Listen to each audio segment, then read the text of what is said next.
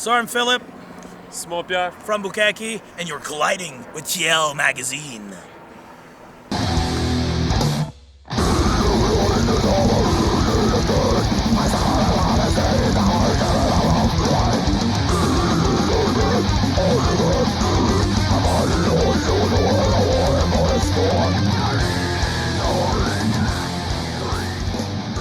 Bookakee's a progressive, brutal, technical, theatrical death metal band from Montreal.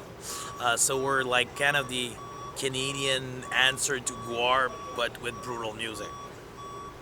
So where we do a lot of props on stage, C-section, face slicing, Donkey Kong ripping, like a lot of the crazy shit. And there's some pictures of you with some hot chicks on stage. Yeah, Are they porn stars? We used to do stuff with the porn star called Vandal Vixen, but it's hard to book a band and a porn star, and we're not always that much paid to pay the girl too.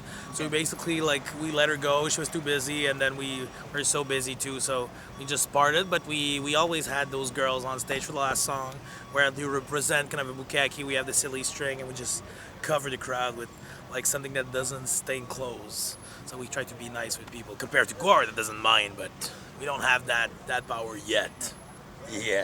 And you don't have it with you today, but you had it with you yesterday. This prop, chainsaw. I have a bleeding chainsaw that I made for the Rockfest, especially because I wanted, because on stage we do a cover of Donkey Kong music from the two first games on the Super Nintendo, and we do split open the chest of Donkey Kong.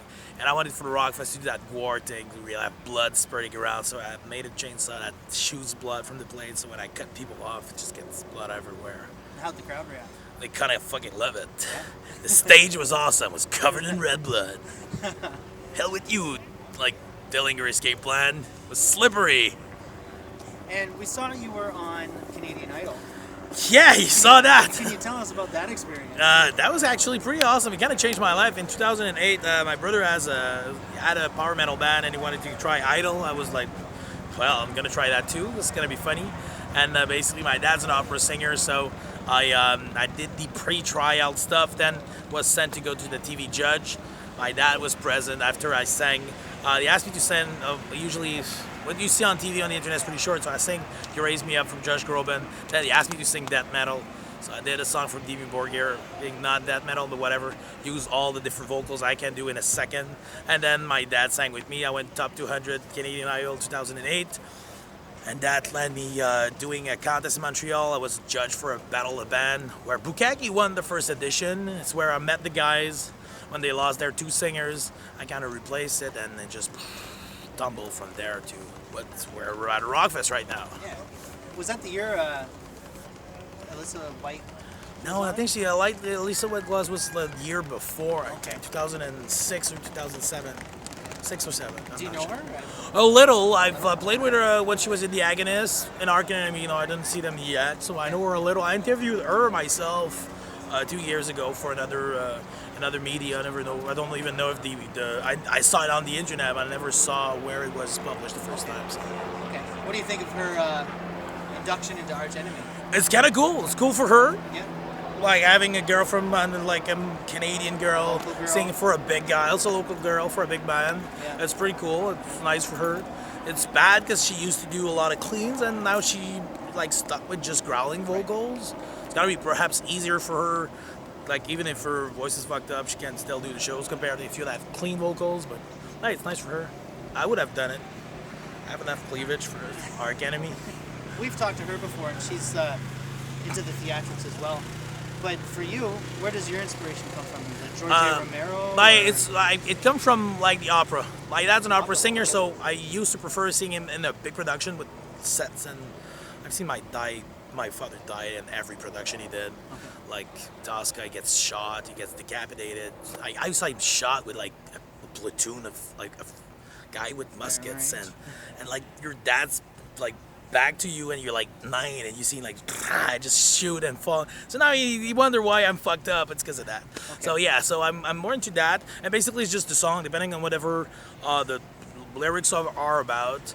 I just go we're talking about baby getting killed, let's do a C-section. So I just did the props, and I have an art degree, so it's just easy for me. I have an idea, just do it. So you create all the props yourself? Yes, I with do the it. band? Yeah, well, all myself. Cause All yourself? Okay. they suck at that. They do the music, I sing and do the props. So you do the prosthetics for your face I do the removal? prosthetics. I did a silicone mask because it's easier. I used to put makeup on, but it's too long when you have 2 minutes to set up. Now we just I really can't do it in 2 minutes. Pop the mask. The band has masks too. We bought some masks also because we wanted to have something a little more difficult and complicated. It's kind of expensive to do and buy your own material, so we bought masks from a company called CFX that my guitar player Simon Pierre has on stage, and the others I made them myself. What do you think of the current state of heavy metal? If we go metal in general, because heavy metal for my part is like a small branch of metal. But in general, I say it's going well. What I don't like is that recurrence of genre that should not exist anymore, like thrash metal. I don't like thrash metal. Really? And I think the hipster epidemic in the music and in the pop culture just jumped into metal. So we have style of music that basically had evolution and went better and are coming back. So it kind of pisses me off because whatever, man, dude, like high top white shoes with all jeans with mullets. That's from the past. I know we're in the year of Back to the Future, but like, dude, it's in the past. Like, we should go and try to. Evolution of music was good, and we just went back. I know it's like that with trends and stuff like that, but into death metal, we mix old genre, but we try to go and faster, more complicated, more progressive. But we don't. In my band, basically, we don't want to go with the old stuff. My band's member are a fan of old stuff, so I'm a fan of Manowar, but I'm not doing Viking music even though I like that. So I'm assuming you have a horror interest. Yeah, I like horror movies. I like seeing people getting killed, but you have the internet for real stuff. There's not just horror movie. Fuck. Like, horror movies are cool, but they're boring, and you can't just know in advance who's gonna die. So you're a fan of Faces of Death? I started with that. That's how I got fucked up. And yeah, I go on sites on the internet where you just see the ISIS, the freak motherfuckers from. They're releasing HD movies of decapitation. It's really whack. I'm like, I'm gonna start releasing DVDs or whatever they do. Like, just seeing I discovered this site while trying to find the Rocco Magnotta video. That's actually the worst video ever. It's really shitty, light's bad. The guy doesn't know how to cut an ass with a steak knife, whatever. I was like, dude, if you're to be a killer, just know how to do your stuff beautifully, but whatever. So yeah, I'm into gore shit. I always did that. And with the band, it's super easy. If I want to put blood on stage, I can. So I'm having fun. Do you like Cannibal Holocaust? Yeah, it's a good movie. I've seen it outside of Fantasia in Montreal, and I got the movie at home. It's a good thing, but the old stuff, I'm a fan of effects, so I like the really nice, doesn't look fake effects, and there's not that much. If you watch the old movies, it looks fake. Cannibal Holocaust, there's a great camera work that it doesn't look fake. Right. But fan of old horror movie, just because they're old, classic doesn't mean it's good. People need to know that.